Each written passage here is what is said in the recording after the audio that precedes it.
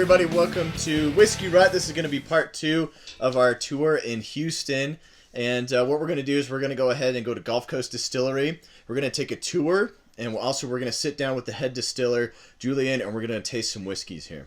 We'll see you guys inside.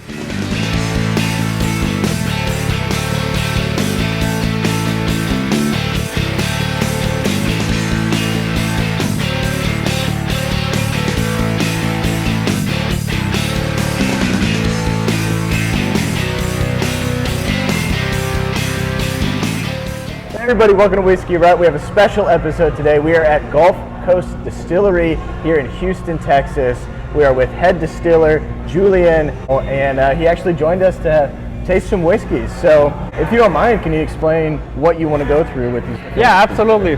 First of all, thanks for coming. Yes. A very interesting tour. What I prepared over here is a flight with some of our main products.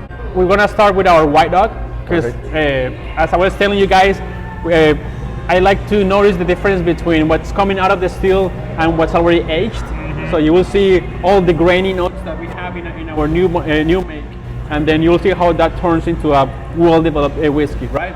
Some of the White Dogs from other places are very alcoholic, very kind of like a vodka style. Be cautious. Yeah. Ooh, smells good. Does smell good. Smooth, like It's not burny, it's not stinky. Yeah, very balanced. Mm-hmm. Yeah, kind of like fruity, florally. Yeah, really so we always do this tasting panel before we approve anything to be barreled. So we're gonna take the White Dog.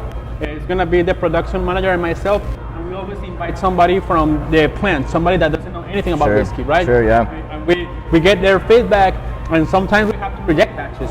So White Dog. White Dog. Pretty good stuff, right? Yeah.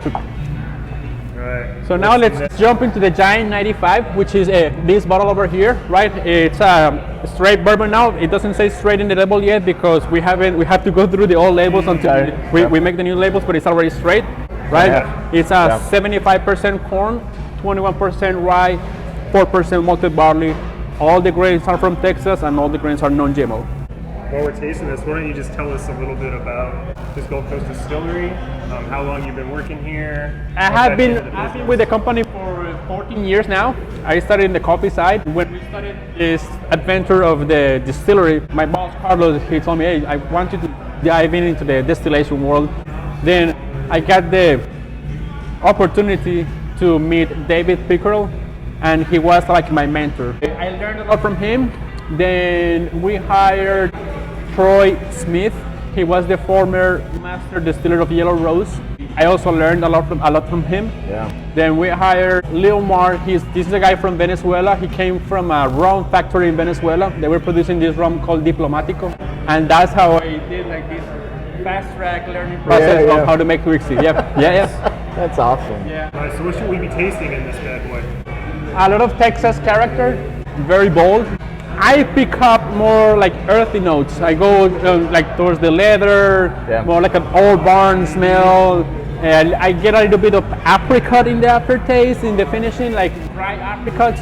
A little bit nutty. I get some nuts in there. Yeah. It has our signature. Yeah. When you go through all of our whiskeys, you will see there is a particular flavor. You might say it's the yeast, it's the wood, it's the way we make it. I don't know what. Maybe it's the combination of all those factors. I can identify my whiskey yards away. Yeah. Do you feel that Texas kick? It's like when you drink bourbon from Kentucky, from West Virginia, from Pennsylvania, they all have this traditional caramel, vanilla, cinnamon, and it's up front, right? Over here, that's kind of like hidden. I mean, you get other flavors that are fighting the vanilla, or fighting the caramel, and that's what's so interesting about the Texas whiskey. Because in one word, I would call it as bold. It's super bold. It's super strong, and we don't want to make it light.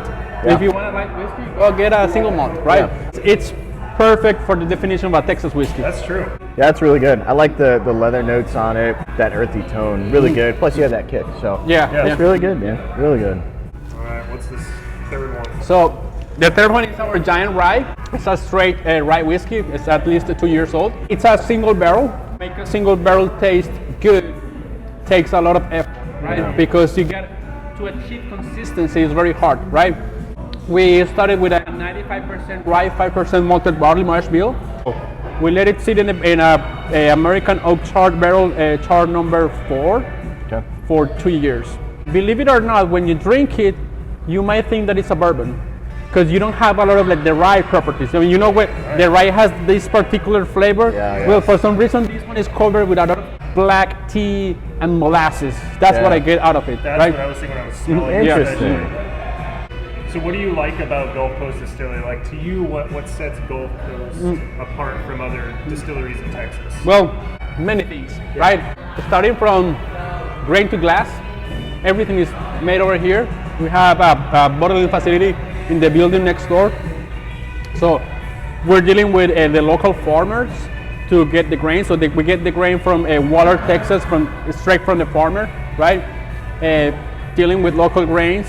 That makes it also different, and the fact that we have a lot of room for improvement as we go, right? So we're constantly expanding, right? As we saw in the tour, I started with only 3 stills and 3 fermenters, and now I have 4 stills, 5 fermenters, and we're setting up a distillation column. Once we set that up, we're gonna be the largest distillery on the west side of the Mississippi. So expectations, we have clear goals, and we're aiming to those goals. We're going in the right direction. So being over here is like you feel that you're always growing. You're always learning something else. You're always like, what's the next step? So it's always challenging, right? Today, I was planning something else, and out of the blue, I get the marketing team. You have a meeting with this guy. So get out of the spreadsheet and start drinking whiskey. Well, that's what I like about my job. And when you like and when you love what you do, when you feel passion for it, you do it in the right way, right? So that's why I love to work here. It's wonderful. Well, it's a massive complex. I mean, when we pulled up, I was like, "Is this the whole place? This is it?" Like, we thought we were at the wrong place. like an oil refinery.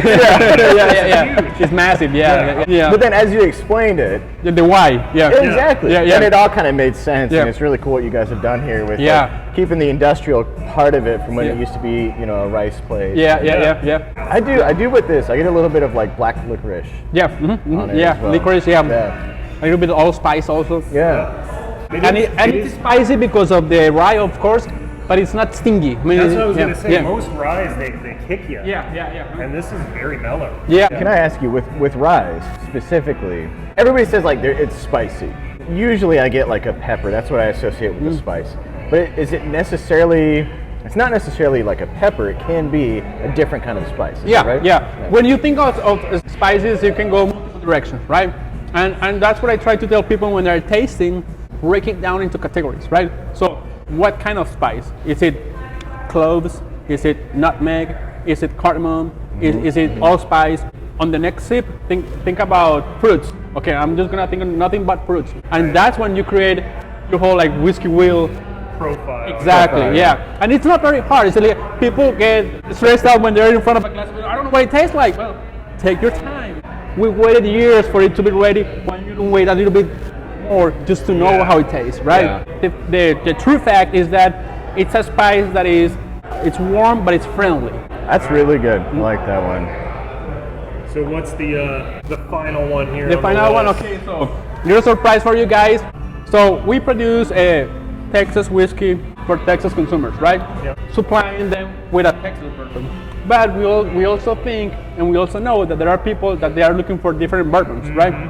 So we had some brands that are bourbons that we source, right? We have Tennessee whiskey, we have Kentucky whiskey. So whenever the people come to the tasting room, they can enjoy the whole experience. They can taste a Texan whiskey next to a Tennessee whiskey or to a whiskey from Kentucky. As you guys know, in the tasting room, we can only offer the whiskeys that we make or we own. That's why we own brands of whiskeys that are out of the States, right? We have the advantage to get access to very exclusive juice, allocated juice from big distilleries, and that's how we got into the Prideful Goat, which is the last drink. This guy over here, it's a 15 years old Kentucky bourbon. It was aged in barrels chart number 3.5. I can't disclose the distillery where this came from, Sure. right? But it's one of the best distilleries that is out there. You won't feel as much as from the wood. And let me see if you guys agree with me. It's like a sherry punch. Oh. A lot of sherry, right? Really? Yeah. So enjoy. It does have that like dark fruit. Yeah. to it. Yeah, like dry berries. So this is at 113.8 Ooh, proof. yeah. So it's got some power. Cask strength. Yeah. That's really good though. Nose is really good. Dark fruits, cherry, like a cream, like a cherry cream soda is kind of what I get. Yeah. Like a sherry Coke. Exactly. There you go. Yep. So out of What is these that? whiskeys that we tried, which one is your favorite? That's a really good question. I love the Giant 95 because I put a lot of effort in selecting the barrels for that production. Since I'm been like growing in the whiskey world, I'm starting to enjoy the bolder whiskeys, the whiskeys that have like more potent flavor. My favorite is the Giant Rye. It's a single barrel, so it's a very exclusive, very selected. There is only 270 bottles that have the same taste. That's why I like the Giant Rye better because I put a lot of work into it, right? Yeah. Another thing that is a feature or a highlight of our products is that they're not expensive. So we truly believe that we can put a good value whiskey on the shelf that is accessible to everybody, right? There is our bottles that are between $30 and $40 at the most, right? You can cheers real quick. Cheers. Cheers. Everyone, thanks for joining us for part 2 of our Houston Distillery tour. If you like the content we're making, please hit the subscribe button. You can find us on social media, Facebook and Instagram. Those will be below. And as always, if you like the content we're making, comment below. Let us know if there's any whiskeys you want us to try. And as always, get out that rut.